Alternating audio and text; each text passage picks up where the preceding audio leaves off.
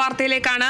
National Herald കേസിൽ കോൺഗ്രസ് നേതാക്കളായ സോണിയാഗാന്ധിക്കും രാഹുൽ ഗാന്ധിക്കുമെതിരെ പുതിയ കേസെടുത്തു. ഡൽഹി പോലീസിന്റെ സാമ്പത്തിക കുറ്റകൃത്യ വിഭാഗമാണ് കേസെടുത്തിരിക്കുന്നത്. ED നിർദ്ദേശപ്രകാരം കേസെടുത്തത് ഒക്ടോബർ 3-ന്. AJL കമ്പനി ഏറ്റെടുത്തതിൽ ക്രിമിനൽ ഗൂഢാലോചനയെന്നാണ് ആരോപണം.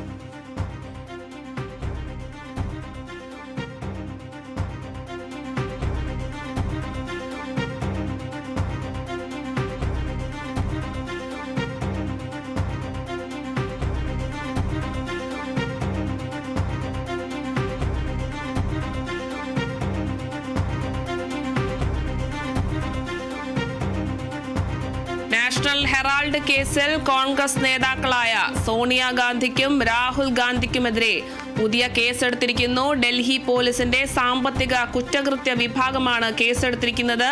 ED നിർദ്ദേശപ്രകാരമാണ് കേസെടുത്തത്. AJL കമ്പനി ഏറ്റെടുത്തതിൽ ക്രിമിനൽ ഗൂഢാലോചനയെന്നാണ് ആരോപണം. സോണിയാഗാന്ധിക്കും മകൻ രാഹുൽ ഗാന്ധിക്കുമെതിരെ സുബ്രഹ്മണ്യൻ സ്വാമി ഡൽഹി ഹൈക്കോടതിയിൽ കൊടുത്തിരിക്കുന്ന ഒരു കേസാണ് നാഷണൽ ഹെറാൾഡ് കേസ്.